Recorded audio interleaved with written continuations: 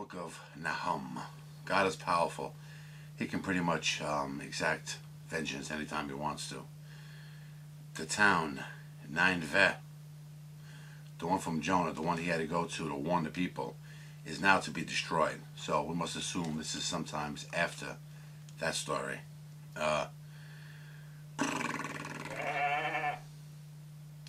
They went back to their bad ways. Meantime, during this time, remember, Judah and Israel are being punished too. So it's pretty bad times for the whole region. Anyway, Nineveh is destroyed. Carcasses everywhere. Whores made ugly, hideous. Total destruction. That's pretty much the theme of Nahum. The next book, Habakkuk. He was a prophet. He was complaining to God in this book that evil people seem to do as they wish. God told him he, in his time, would take care of the Chaldeans. He also tells Habakkuk to write down everything about this prophecy. So maybe that's why we even have this book. You know, he told him to write down everything I'm telling you. You know, so maybe that's why. 3 is a prayer. Chapter 3 of this book is a prayer explaining that when he heard God's plan, he was afraid. Let me read this part for you. Chapter 3:2. I like this part for some reason. O Lord, I have heard thy speech and was afraid. O Lord, revive thy work in the midst of the years. In the midst of the years make known. In wrath remember mercy. So I like that line because Habakkuk is telling God, like, you know, you're going to do what you have to do, but, you know, maybe please try to show some mercy here.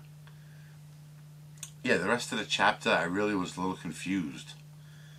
It seems to be a lot of stuff that doesn't even fit together.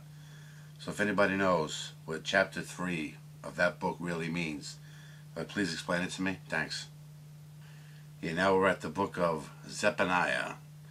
He was a prophet. This book speaks of many countries being punished. Judah, Moab, Ammon, Ethiopia, Assyria. The Philistines were to be judged. Jerusalem was called filthy and polluted, an oppressing city. Okay, everybody was pretty much named here. The princes, judges, prophets, priests, all were bad, wicked people. You know? Chapter 3:8 speaks of restoring Israel one day. Let me read that part. Therefore wait ye upon me, saith the Lord, until the day that I rise up to the prey. For my determination is to gather the nations, that I may assemble the kingdoms, and pour upon them mine indignation, even all my fierce anger.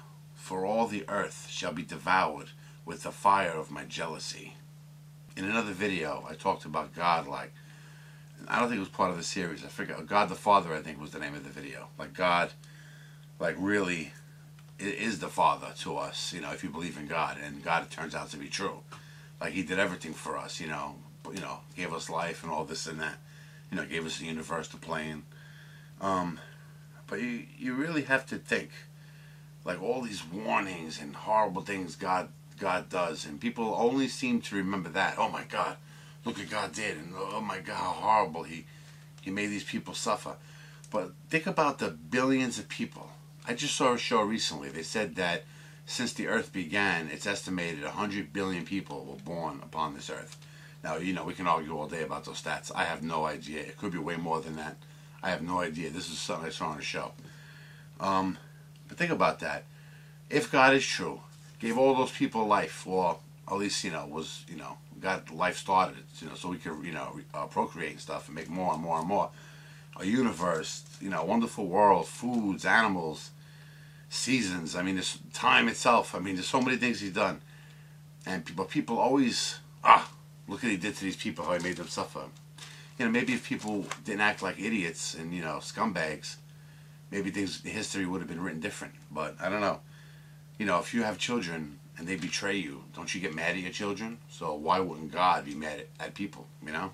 But the reason I bring this up is it sets up something in the next book. Yeah, this book, Haggai, he was another prophet.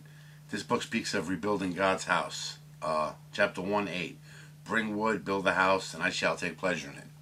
God was looking forward to having his house rebuilt. But before that, check out 1:4. Look at it says right here. Is it time for you, O ye, he's talking to the people, to dwell in your sealed houses, and this house lie waste? Okay? That means they're all in a rush to get home, but meanwhile, the church is like destroyed, the temple or whatever, and God's house. But the people are more worried about their own homes. Upon returning from Babylon, like we just said, the people concentrated on building their own homes. God was a little pissed at this. He held the rain. It was like an insult. And remember, no rain means no fruit. The crops ain't going to grow. But Haggai, he rallied the foolish masses. Tons of people showed up to help rebuild it. Okay? He told them, even though they were helping, they weren't giving 100%. They were maybe doing a half-assed job. It speaks of the temple they rebuilt was kind of small in comparison to the grandeur of the old one. So now remember, God's already pissed. These people are doing a half-assed job, even if he threatened them, held the rainbacks, and they're working, they're doing it, they're getting the job done, but, they really don't get their hearts in it, apparently. But, at the end of this book, God promised to love them, You gotta figure, like, I guess you have that same faith in your own family.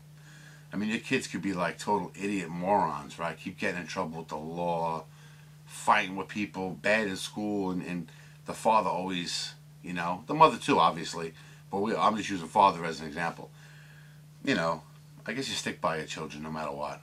And by this point, man, from reading the Bible, we see what these people are, man. They're like, really, something too, it might be a stupid speculation, but today, we have so much that we can do.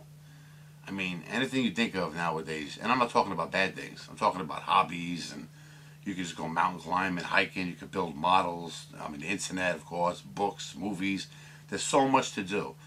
Look at these people back then. I mean, what did they really have? You know what I'm saying? What was the industry? I mean, meat, crops. Of course they're all going to be horny. That's all they had. I mean, you know what I mean? So these people, when you have nothing in your life, and sex is amazing, right?